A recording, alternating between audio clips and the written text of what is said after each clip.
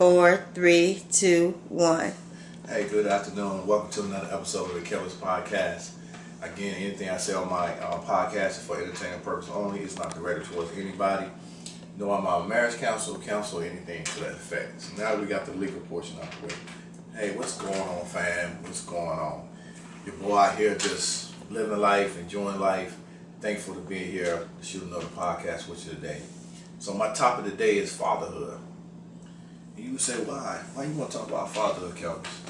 Because I think, from my experience and just talking to other people, I was part of a study was done early in the year where one of my classmates invited me to be a part of a grant that she had got approved for. And that grant talked about fatherhood. It talked about how HIV still is prevalent in the black community.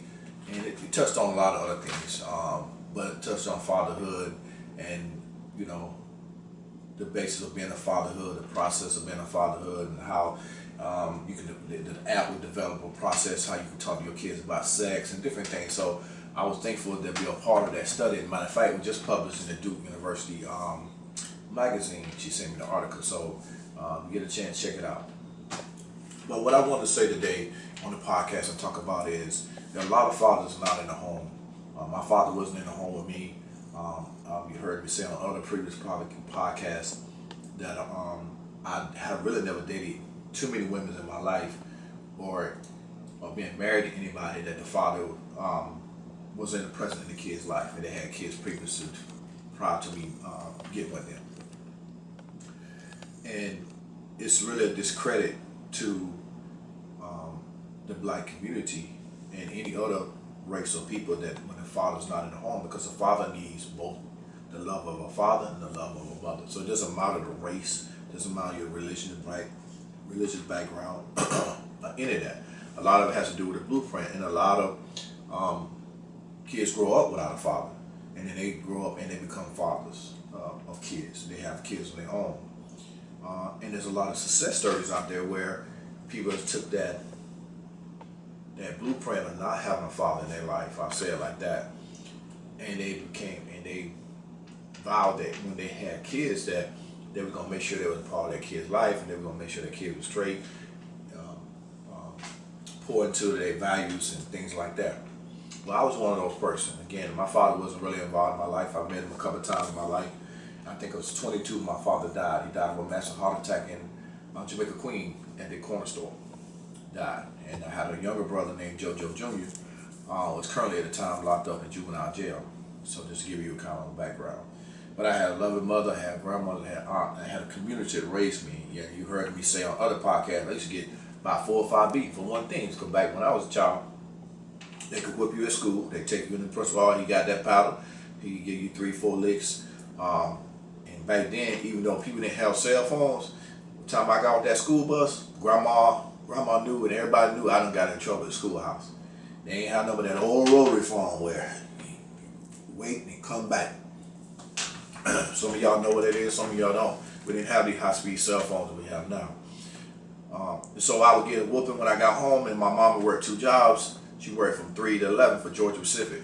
And so when she got home, she would beat me again. So I used to get 3 whipping for the same thing. But I thank God for the way I was raised, because I turned out to be pretty good, if I must say so myself, to my standard, to my success, okay?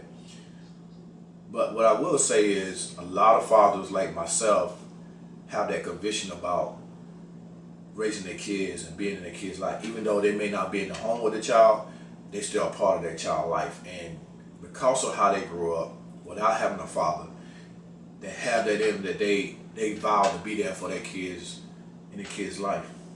What I've learned and I've experienced, and I have some partners too that have went through the same thing, you still can be in your child's life and do for your child and still live.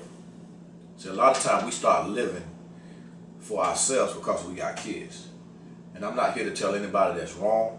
That's your personal choice. But a lot of times we stop living, we put so much emphasis on our kids, which we should, but you got to live too.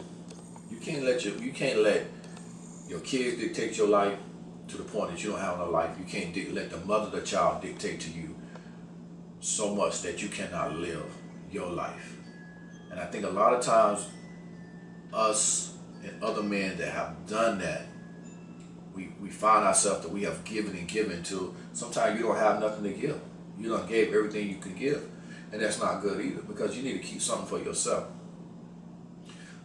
Being a father or mother is a job. There's no book out there to tell you the right way. There's no, how grandma and them did it. There was a lot of wisdom in how they did it back in the day.